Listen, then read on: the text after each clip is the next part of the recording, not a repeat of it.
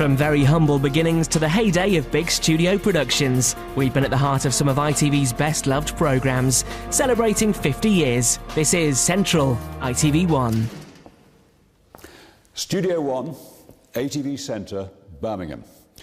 Once the centre of a huge entertainment empire that gave ITV some of its best-loved shows. Well, the lights went out here some years ago, but in this programme, just for an hour, we're going to put them back on again as we celebrate half a century of ITV in the Midlands. We'll be checking into that legendary motel, catching a custard pie on Tiswas, confronting TV's most fearsome reporter. They were losers. Dodging the spit on Spitting Image, and lots more.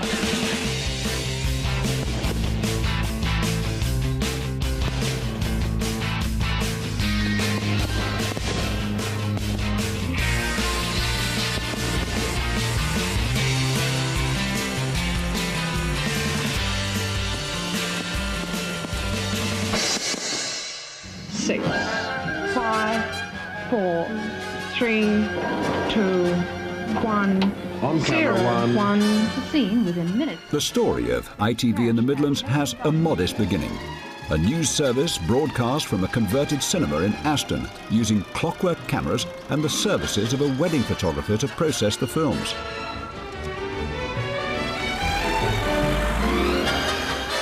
The ATV Midland service began in February of 1956. For the first time, and 8 years ahead of the BBC, television showed the people of the Midlands moving pictures of the news on their doorstep. Roll television. Mix. 100 feet into a valley. 5 soldiers and the crew were treated for cuts and bruises. 8 men narrowly escaped with their lives when this RAF helicopter crashed in a blizzard on Shropshire today. ATV Midlands News was on the spot. Our cameraman was in the machine when it crashed. I think a lot of hard work is the most outstanding memory, but it was the sort of job that I enjoyed and I wouldn't have wanted to change it. We did regional news before anybody, before the BBC, and we were certainly the first. In those days, it was so low-tech that 2 of their 3 cameras couldn't even record sound, so they had to cheat. We had 1 sound camera, as I remember, when I started, and we had to deploy this 1 camera very carefully. We didn't even have that at the beginning. We gradually built up, didn't we, to 1 sound camera, 2 or 3 mute cameras. Yes. And we found that it all sounded very strange, showing film with no sound at all, no background noise of any sort. We started music and then decided that was a bad thing. That's right, and it was always a big argument with the sound department was what sort of music we wanted, whether it was to be serious or light or, you know. Yeah. And after a long while of those arguments, we decided we'd try and build up a stock of effects, of sound effects, which you could play to go with the mute film. Hello, sound. Oh, it's Mike here with the sound for tonight's news. We'll need some outside noise first to cover the wild film, which is leading into the sound on film interview at the train crash. And finally, there's 44.5 seconds of a man who's trying to paddle a homemade helicopter into the air. He's pedalling, but not too frantically, so it won't have to be too quick. Excuse me, madam, will you please keep off the grass? Well, it looks as though I'm getting into trouble around here. What I need is a guide, if I can find one. Can I help you, madam? I am one of the 6 guides. My name is Mrs. King. It seems to me, whenever we look back at old TV clips, a lot of the people seem to speak with terribly refined accents, rather posh voices. I can answer that for you. Go on. We recruited, in the early days of television, from newspapers and from the drama schools. Now, in those days, the drama schools had to speak properly. So we journalists, we old newspapermen coming into television, thought we'd got to polish our act. And I guess that's how it happened. In the lush green fields that surround Powick, a tiny village near Worcester, there is a dustman who lives up a tree. He is Mr. Frank Gunnell, and he has lived very happily up this tree for 28 years. He calls his home Little Dean. Good evening, Mr. Gunnell. Thank you very much for inviting me into your nest, as it were. Tell me, first of all, when did you decide to live in the open air? When I was 14. This platform that we're standing on now, which with a stretch of the imagination we could call your terrace, it's built on the trunk of the tree, Yes. is it? How old is this tree, by the way? Well, I reckon myself he's about 500 years old. Thank you very much indeed, Mr. Gunnell, and I hope you'll spend many, many more very happy years up your tree. Yes, I hope so. Female faces were prominent on the new station as it tried to look as different as possible from the BBC. The lunchtime chat show was presented by one Noel Gordon, later to find fame as a soap star. Continuity was taken care of by Jean Morton. Jean had a lucky break when she was sent 2 toy koala bears, nicknamed Tinger and Tucker. She took them out and about on increasingly bold adventures. Come along now, you wish with me, children. You ready? Please, Magic Boomerang, could we see the bear's Uncle Cliff Richard? All together now. Woomerang, boomerang. Whoopee! Oh! Oh, there you are, Uncle Cliff. Tinger and Tucker developed a huge following and even had their own club. Welcome all the members of the Tinger and Tucker Club. Olé. Another revolutionary aspect of independent television was that it was free to the viewer. Instead of a licence fee, programmes were paid for by adverts like these. Butlins, full up for Easter. But you can still enjoy weekend holidays until May at Butlins Minehead, Clacton or Bognor Regis holiday camps. From Friday till Sunday, you'll have a fabulous time. Make new friends, enjoy a full programme of entertainment and dancing every afternoon and evening. A weekend at Butlins makes a delightful change. Try one from now till May at Minehead, Clacton or Bognor Regis. Details from Butlins, Oxford Street, London. This is what S&H pink stamps can mean to you. Why don't you say S&H pink stamps? Shop wherever you see this sign. The power behind ATV was the entertainment mogul Lou Grade. ATV Midlands was a small part of his empire. Most of its energy went into making big-name entertainment shows like Sunday Night at the London Palladium.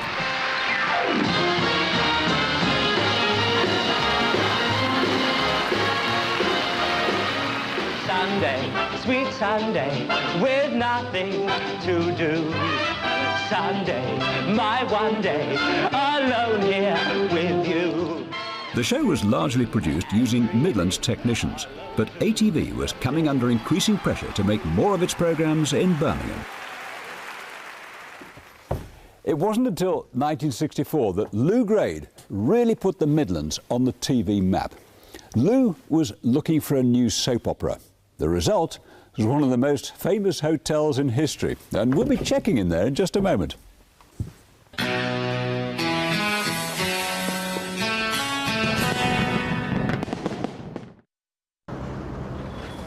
Does this place look familiar? Well, it will do if you were a fan of a certain long-running drama, because this hotel in Sutton Coldfield was used for all the exterior shots of the King's Oak Motel, which was the setting for the soap opera that we all love to hate. Originally to be called The Midlands Road, Crossroads came onto our screens at 4:25 on the 2nd of November 1964. It was only destined to run for 6 weeks, but in the end it ran and ran, becoming a serious rival to Coronation Street. Oh, it's you. I thought Barry said there was a gentleman to see you. Oh, Marilyn. How did you manage to get here? I thought Eddie would have had you rotting in the glass house by now. Oh, take no notice of him, love. He's all talk. Jimmy Gudgeon, you're demented. The central character was the manageress of the motel, Meg Richardson, played by Lunchbox presenter Noel Gordon. Me, the ideal Midlander. You, the centrepiece as a Midland. Meg's daughter Jill was actress Jane Rossington, who became the soap's longest-running star. Oh, it was so exciting, terrifying. We did it as live. I think we had just over half an hour to record it. We did 2 a day. We started on a Friday and we went through all 5 episodes and plotted them. Saturday, we were supposed to know them. And if you looked at a script, it was much more like a theatre script, not like a film script, which they are now. Wadges of dialogue. You didn't just walk into a room and say hello. You said, hello, oh, I'm so glad I've seen you, because on my way here I happened to bump into so-and-so, and she told me that this, that and the other. You did masses of plot all the time, and they replied by going, they didn't just go, oh, right, they just went, oh, well, that explains a lot, because I saw so... It was that sort of dialogue.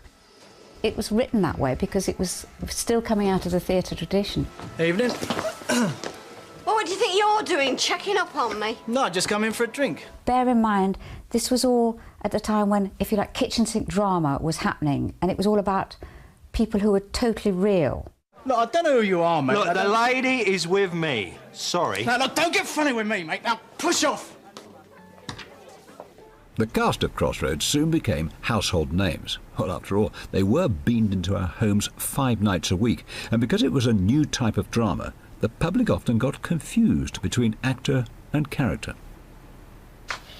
What's that supposed to be? Goulash Budapest. Looks more like shepherd's pie Balsall Heath to me. I don't know what it is about the Brummies, but they didn't sort of take us terribly seriously. They took us very much at face value. I was Jill, Roger was Sandy. We'd get on the bus.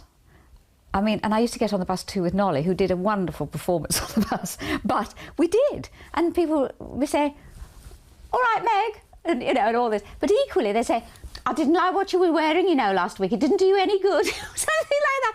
And it's this total sort of funny thing of believing in the character, but being aware that you're not the character, but treating you as if you are.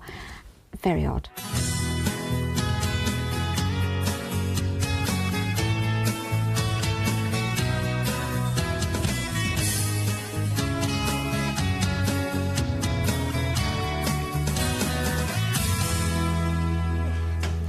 Mrs. Richardson, my shoe! The fact that the sets were wobbly and some of the acting a bit ropey just seemed to add to the show's appeal.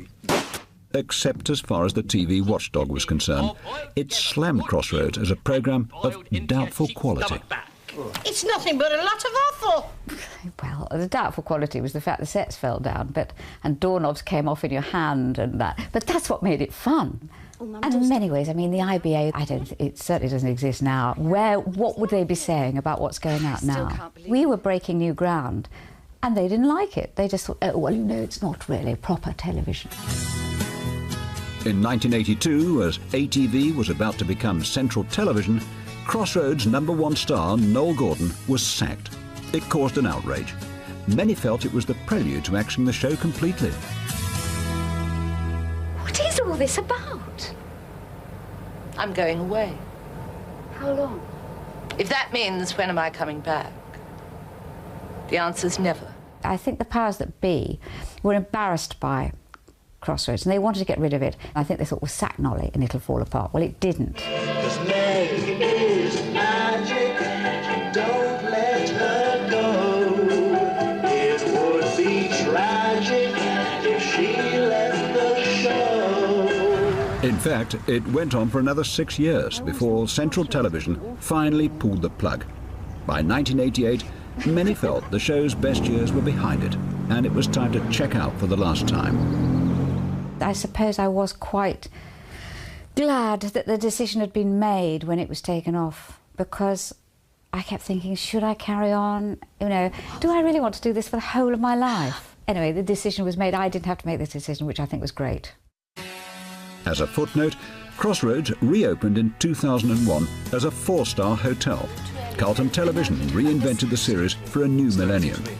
This time it was made in the Nottingham studios, and Jane was lured back to help it get off the ground. I was absolutely amazed when they said they were going to bring it back. But it soon became apparent that it wasn't quite the show that I remembered, and I certainly don't think it was the show the audience remembered. It was a very different show, and I think they wanted to make a hotel soap. They saw that that gave them all sorts of possibilities, and they thought, why not use the name Crossroads, pick up the audience that's still talking about it. But of course it was nothing like the original.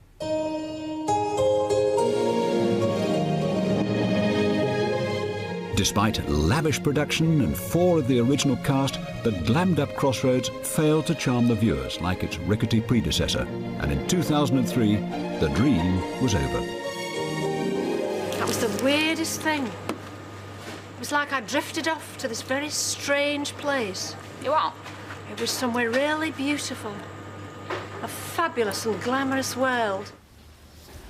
Well, from one reception to another. And this is the entrance to our old studio complex in Broad Street. Now, you'll have noticed in those old Crossroads clips that we went from black and white to colour. Well, these studios, along with all the new transmitters, came into being to bring us into the brave new world of colour television. Do you live in Oxford, Abingdon, Witney, Bampton, Burford, Watlington, Brackley, Swindon or Stony Stratford? If you do, ATV bring colour to your area from the new Oxford transmitter. ATV's new production centre in Broad Street opened in 1970 and marked the start of a golden era for TV in the Midlands. Crossroads, the nation's nightly soap, moved across the city along with game show The Golden Shot. In the last days of Aston, when the studio was being run down, The Golden Shot had taken to falling apart live on air. Thank you. Soon they'll be followed by talent spotting show New Faces. Press your buttons By the 70s, the news had grown from the modest operation we saw in Aston to a glossy magazine show called ATV Today.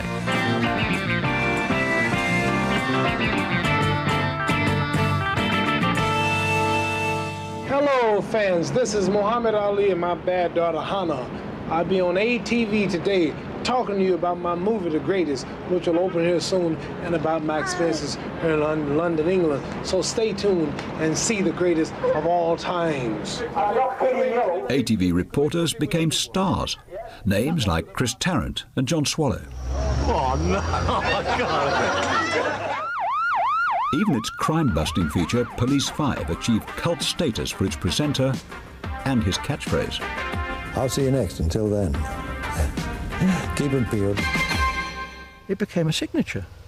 In fact, if one week I left it off, I used to get complaints. And I'm back to the David's Fish Bar for the fish. Why didn't you say keep them peeled this week? You know, there's some deep reason behind this. And so I live with it. And it's still, and oddly enough, I mean, I haven't done the programme now since '92. So we're talking quite a few years, but still, I still go, oh there mate, keep them peeled sure. Coming next, Tarrant and the chaos that was Tiswas. And that master of the and finally, John Swallow. Uncle John's just getting a little worried, but... Ow! Right! Oh, my God! Or, as Shaw Taylor would put it, go down memory lane with this little cavalcade of stars from the old days in ITV. In other words, keep them peeled for it.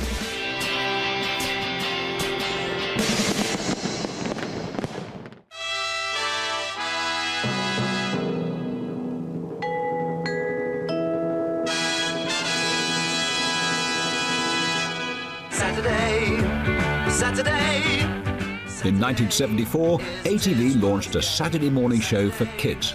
Everyone over a certain age remembers Tiswas, but do you remember what Tiswas stood for? Tiswas stands for, you know, today is Saturday, watch and smile, or what a shambles, depending which way you look at it. And, of course, it was planned chaos, really. It was a fairly low-key affair to start with, just a bit of continuity with one Chris Tarrant doing a spoof news spot. And also the return of compost. Before long, Tarrant was taking over the show with his special brand of anarchy. I have some flakes this week, they always go down rather well. I'll just put some of those in the bar, that's right, put those up there. You'll be able to get them into, well, possibly perhaps just a little bit of milk up there, that's right, that's fine. By 1977, other TV stations had ditched their own Saturday shows in favour of Tiswas, and new presenter Sally James became the first lady of the show. Sally James. Take it away. The producer, Glyn Edwards, decided it might be quite a nice idea to introduce a female into Tiswas, because Tiswas was a bastion of male supremacy. It was very laddish, and I think he thought if they had a female in there, maybe, you know, that female could control the boys and just bring a bit of, I don't know, female charm to it. I went up to meet them all, and Chris was absolutely dead set against it. He said, this is absolutely no place for a woman. And he was right, it was no place for a woman. But I went on anyway, and we've actually gone on to become very good friends, and he hasn't changed a bit. He still wears the same old scruffy jacket when he's not doing Millionaire. But Tiny here. Another star of the show was a former winner of New Faces, looking to make a name for himself in comedy. He certainly did that. News of a narrow escape for TV personality Ronnie Corbett. This morning he was playing the part of Hamlet when the lid of the cigar tin jammed and he couldn't get out. It was a phenomenal show to do, and the whole kick and scramble idea of it, everything fast, everything, you run, you do something funny, you run, you get change, you do something else funny. It was really good fun to do. And, you know, we did it for 33 weeks a year. Child, you got to remember your heritage. You are from the African. You are great-great-great-great-great-great-great-granddaughter of Chicken George. You are great-great-great-great-great-great-great-great-great-great-great-great-great-great-great-granddaughter of Kunta Kinte, the African. I name you. I name you Mookie Nappy. Believe it or not, there was a detailed plan behind each morning of mayhem. Often, though, it simply disappeared in a shower of slime. Wounds all over the head. Hang on, wait a minute. We had several meetings on the 2 or 3 days leading up to the show, and we had a running order, and we had to hit certain timings for commercial breaks, that kind of thing. And we also had the premise that nothing lasted longer than 3 minutes, working on the fact that then people can't get bored if everything's so short and sharp. So it would all be meticulously planned, but because of the fact that you had very overexcited children who'd been waiting forever to get in the studio, very overexcited pop stars, and then once we introduced the cage, very overexcited people in that, anything could really happen. Excuse me a second. Thought the cage this morning had been a bit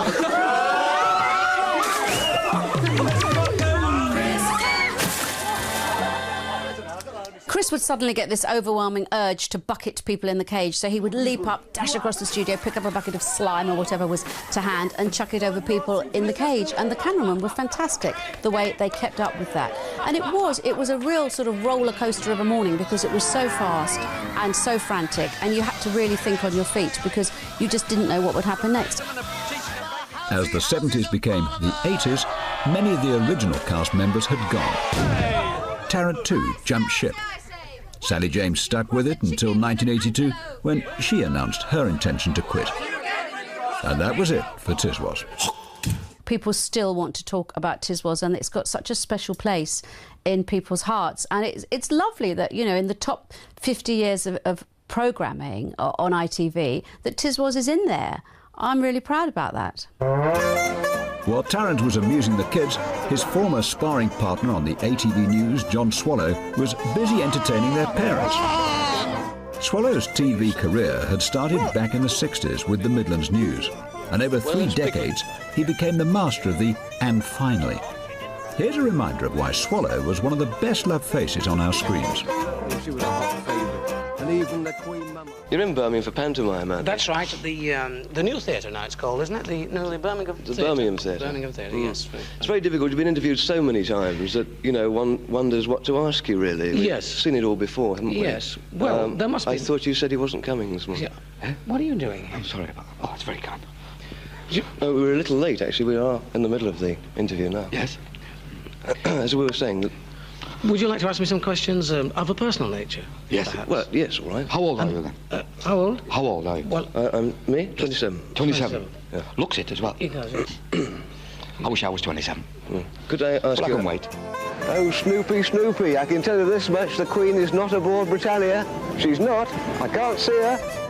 Well, they call them snotty yachties here at Cowes, the top people with their big sailing boats. And can I just pop in for 5 minutes, please? No, you cannot, sir. Sorry? No, sir, sorry.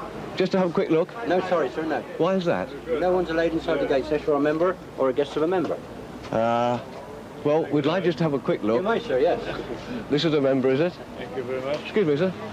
Hello. Are you a member of the I am, yes. most exclusive club?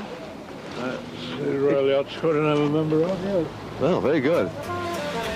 Henley Royal Regatta, and what a unique sporting occasion it is too. So very gentlemanly, everyone immaculately attired. Times like this, I feel very proud, something humble to be British. Well, that's right, John. I think Good grief, Terence, you can't come to Henley like that. Well, it's a Union Jack. It's got a tile. Ridiculous. You can't possibly dress like that. You haven't even got a hat on your head. Where did you get this coat from? A joke shop. I should think you did. Hey, where did you get dressed, you silly boy? Dear little thing. Wouldn't hurt anybody. You've got a shocking reputation, Basil. It's not called for at all, is it? Good boy. Oh, no. Perfectly all right. Uncle John's just getting a little worried, but... Ow! Right! Oh, my God! Wow! Ow! Bloody get the thing off!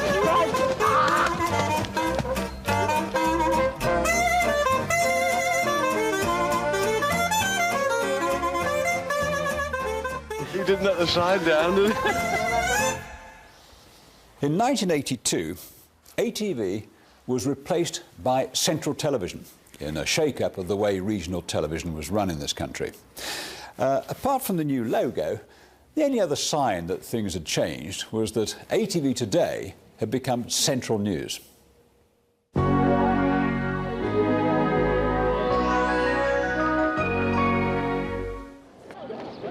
Part of the shake-up involved giving the East Midlands its own news service. But as the first Central News reported, the new programme from Nottingham was taken off-air by striking technicians.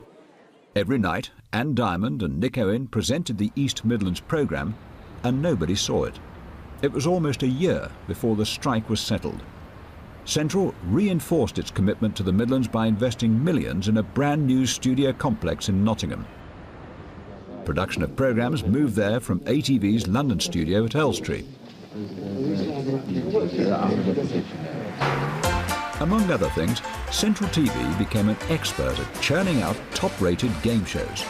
Bullseye. Keep out of the black and in the red. You get nothing in this game for two in a bed. The Price is Right. Celebrity Squares.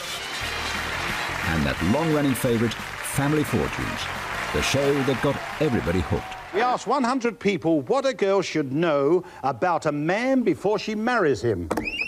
You just got it, Lynn. What would you say? His name. His what? Name. His name. Name one of the ingredients in chicken stuffing. Chicken. Chicken. Do you stuff chicken with a chicken? Bob and Max were TV legends, and I was a little rookie game show host. I'd never done a game show before. I'd been known for sketch comedy with Russ Abbott and with Dustin G, my partner. So to go into a game show and to follow in those footsteps, it was quite huge for me. Name something people take from hotels as a souvenir. Anne. The lamps. The lamps. We asked 100 people to name something that might frighten Dracula. Jake. Bob Monkhouse. I think that's the secret of Family Fortunes, is that you do play at home. It's a silly little survey, but people want to know those answers to the survey and want to play along at home and shout at the screen and say, "No, you idiot! You know, that's wrong." We asked 100 people to name something people have more than two of on their body. Eddie. Arms. More than two arms you've got, have you, Eddie? Name a place where you wouldn't expect to meet a nun. Janet. A brothel.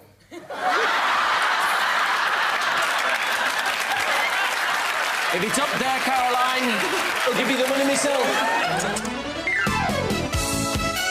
Are you ready to go shopping? One of the biggest game show successes from the Nottingham studios was also one of the most unlikely. Supermarket Sweep was initially slated as cheesy daytime telly, but the show and its unknown host won impressive ratings. Here's the star of the show, Dale Winton! Thank you. Hello. Welcome to Supermarket Sweep. Well, hello, sisters and shoppers. Hello!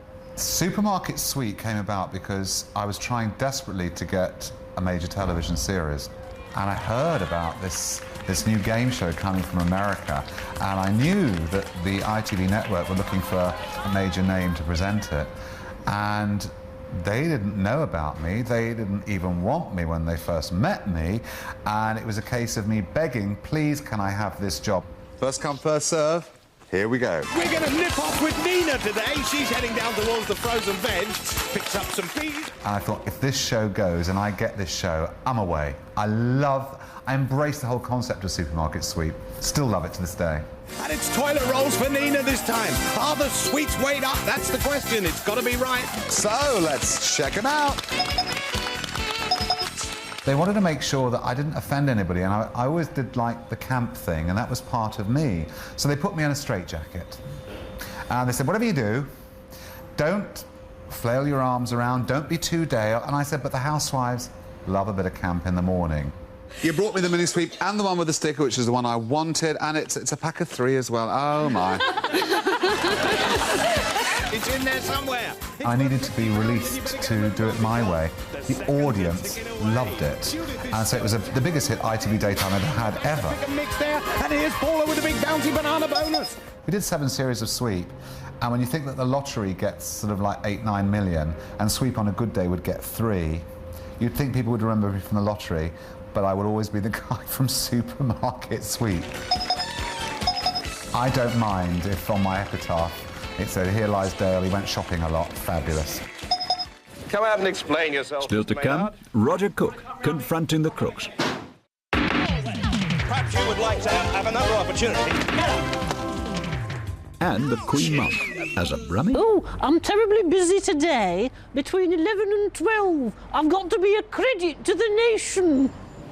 Well, first it's what Tiswas used to call telly-selly time. But before we see the real adverts, let's take a look at some of those classic commercials from way back when. I must say, this sea air has certainly given him an appetite. Steak and chips, cheese on toast, veal and ham pie, pasties, gourmet, he's had the lot. Granny, shall we make some Ribena for Mummy too? Mummy likes Ribena. Ever since she was a little girl. Granny has known 2 happy Ribena generations. Just getting off, thanks. Ribena, the great natural health drink for you, your children, and your children's children.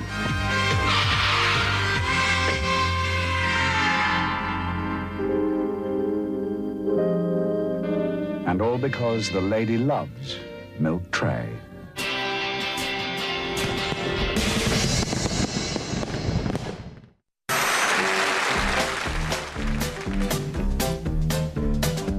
Viewers of ITV in the Midlands were the first in the world to see The Muppet Show. It's time to meet the Muppets on the Muppet Show tonight. The American networks had rejected Kermit and his pals, so they were snapped up by ATV boss Lee Grade.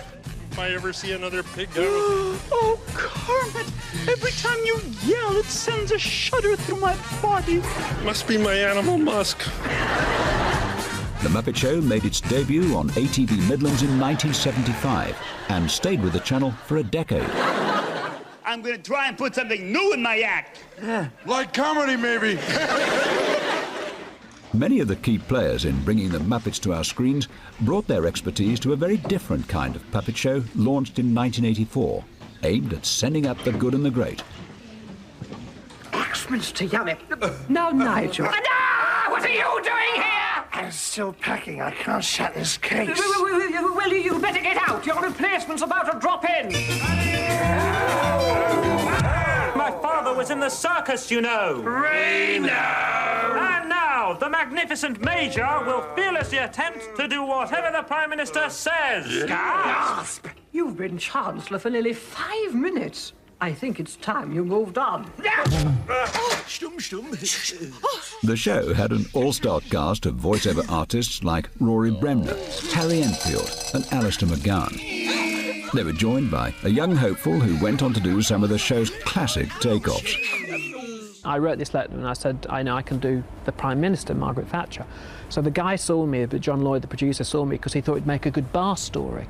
And then he said, what are we going to do? I said, I'll do Thatcher for you.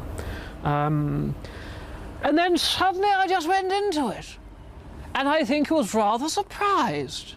This rather strange young man, I was 22 at the time, suddenly sounding like Margaret Thatcher. And he very, very kindly gave me the job on the spot. Both Michael Foot and Jim Callahan had one thing I could admire. They were losers. One of my favourite voices on Spitting Image was Roy Hattersley. He always said that Spitting Image was a great show. Of course, I have to say that I am the eponymous hero of Spitting Image because I am the only puppet that actually spits. Neil, are you sure it's a good idea putting poor Butang in the shadow cabinet? I mean, he is, you know. Yes, I know, Royston, but we've got to have one. I mean, I've got nothing against him personally, but a socialist on the front bench. You're dribbling, Roy. Sorry, you. I also had to operate the puppet, and the spitting mechanism used to come out, which was in there, and used to dribble down your arm. You know, when it gets under your armpits, it starts to wiggle, and you have to put the puppet down. So we had all those sort of technical problems. Can you remember the war, Granny? Oh, yes. Things weren't so easy then. The whole family squeezed into 3 palaces. John Lloyd, our producer, said, have you got some new voices? I said, yeah, I've got Beryl Reid. He said, what use is that? I said, well, why don't we have Beryl Reid's sort of brummy character from, you know, as the Queen Mother? And we did, and we had this wonderful sketch where she said, oh, I'm terribly busy today. Between 11 and 12, I've got to be a credit to the nation. Were you surprised when the war started? Yeah. Oh, I was, yes. I remember I was listening to the wireless when all of a sudden Mr. Chamberlain said he'd declare war on Germany. Oh. So I turned round and said, shut up, Mr. Chamberlain. I'm trying to listen to the wireless. Oh, wow, you're amazing, yes. Gran. Every time we say goodbye, I die a little. The show finally ended in 1996, and the puppets were later auctioned for charity. Lady Thatcher fetched more than £10,000. Can I go home now, Daddy? I would just like to say it's marvellous to talk down to you.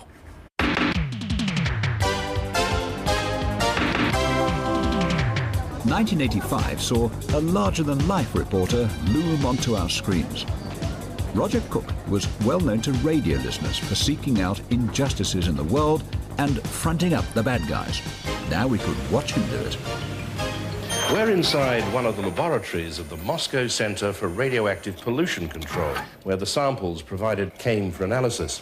They all tested positive. They were all the genuine, highly radioactive article. The Cook Report's been described as a groundbreaking programme, often, and I think because it was. I wouldn't claim that, of course, far too modest. But it was the first to really go after people and seek answers on behalf of the people who'd been in some way victimised as part of the story we were covering. I've come to talk to you about the El Capistrano... Why not? I've come to talk to you about the El Capistrano disaster. I don't talk to the Why don't media. you talk to the media? You've obviously got a hell of a lot to hide. No, I'll put my dog on you. oh, leave the dog alone. I'll put my dog on you. It's a very nice dog. Leave the camera crew alone. Did you want it as well? Come on, don't be silly. Get on your bikes. Would go to almost any lengths to get redress, I suppose, or to try and get an explanation for whatever behaviour had been going on. You've left a lot of people in a great deal of trouble and taken a lot of money. Taken a lot of money from a lot of people. You've built without planning permission. Hi-oh. There's no need to look smug. And obviously, and obviously, you've still done extremely well. I admire the watch. Good day. Where are the millions from Walton Hall? Go! Even if you didn't get answers, the fact that they were running away from the questions showed them up for what they were. And we weren't trying to provoke people to hit me, although some people seem to think that was the case. Mr. Corscallon, perhaps you'd like to... perhaps you would like to have another opportunity. Get up!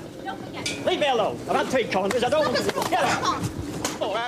Normally, there wasn't any fisticuffs, because the camera, even to a hardened villain, is quite a frightening thing. If you see that looming down with the large figure of Cook, you know, trundling along beside. What do you want? You want it or not? Come on, explain yourself. Explain yourself. Did Roger Cook ever get scared? Roger Cook did get scared, but usually only afterwards. You know, it's what I call suffering from fear in arrears. You think, my God, what have I done now? That's very subtle of you. There's never really been a successor, I don't think, to the Cook Report, has there? Well, people have had a go, but they haven't had the audiences, and they're not here anymore. It hurts, doesn't it? It hurts! The mid-80s saw the start of some golden years of TV drama in the Midlands. Central produced a string of classics for the ITV network, featuring many soon-to-be famous faces. See if you remember these. Lead. Follow me, lads!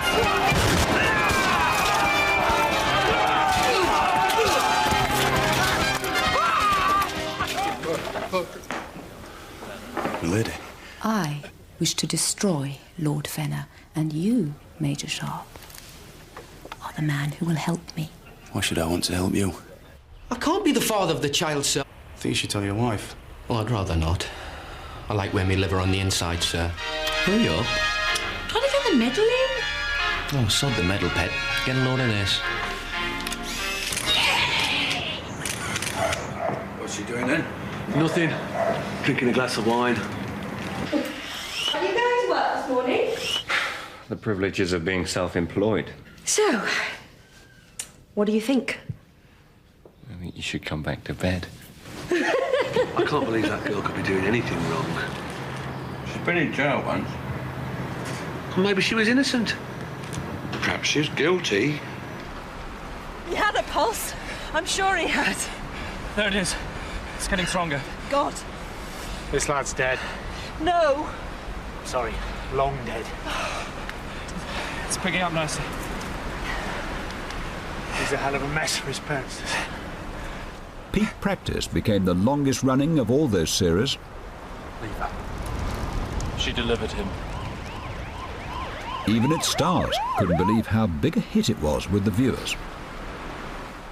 We knew it was a good, well-written piece, but we didn't know how successful it was going to be. So actually one of the main abiding memories is the huge overnight figures that we had, 13 million for the very first episode, and everybody went, and then it built from there.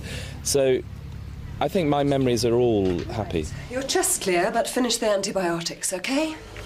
I've done a lot of work for ITV. Keep the phone clear, in case there's anything else we need. And it's a glorious history of television drama that they have, and I'm really lucky to work for them.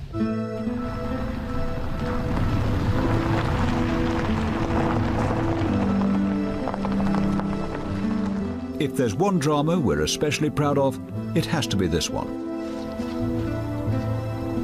Made in Oxford on feature film budgets, Inspector Morse set new standards in TV drama production. But it was the writing and the acting that created one of television's best-loved characters.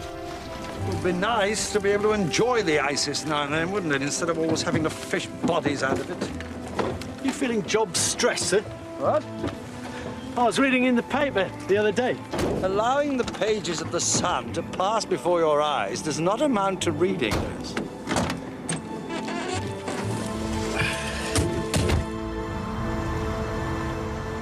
Inspector Morse investigated his final case in 2000. John Thaw passed on 2 years later, and Morse's creator insists no actor can take his place. The copyright of Morse is mine, and I shall allow, while the copyright holds out, I shall allow no one to take that particular part, because it wasn't just Inspector Morse, was it? It was John Thaw. My name is Morse, Chief Inspector Morse. This is Sergeant Lewis. Have you found the gunman? Man, madam, what makes you think it's man? No. But that's not the end of the story. Morse's long-suffering assistant, Lewis, lives on. Yeah, I'll talk to you about that when I get back. He's played by Kevin Whately, who's starred in other ITV hits like Peak Practice, and who made his debut in another Central series, Auf Wiedersehen Pet. Well, maybe we should turn this place into a weekend resort, eh? Aye, paint all the huts yellow and call them chalets. Yeah. The way things are going round here, it'd be easier to turn this place into a lunatic asylum. Well, Sergeant Lewis is now an inspector, just like his old boss, and he's getting a programme all of his own. It's nice. I mean, it's like an old glove. It always has been. I've been doing it since 1986, so it's not that much of a struggle. We thought long and hard whether to seek to perpetuate the undoubted success of Inspector Morse. And in the finish, I think we thought that, given certain provisos, that we could do it.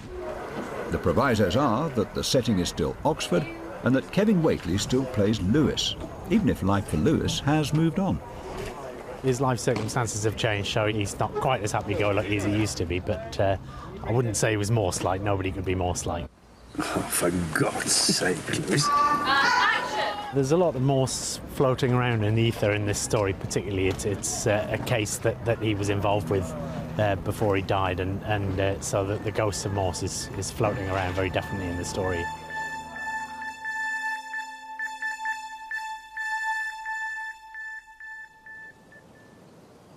Now, I wonder whatever happened to this young upstart.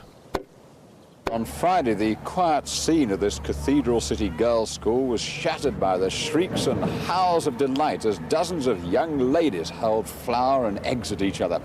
If you complain about the weather... I've been lucky enough to be part of this story for more than 30 years. I'll tell you what, I wouldn't have missed it for the world.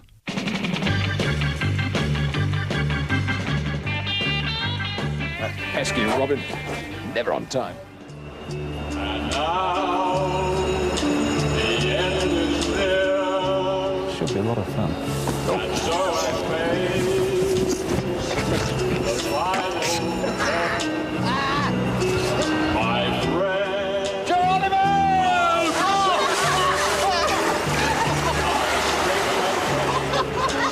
Of which I'm certain. Cheers. I've lived a life that's full. I traveled each and every highway and more. There's so much here in our film library. Half a century of events and popular programming. But in the end, it's the people who shine through, the characters who really brighten up our screens and make ITV in the Midlands something really worth celebrating.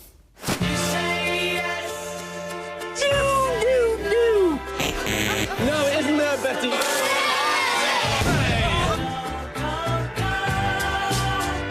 I loved it.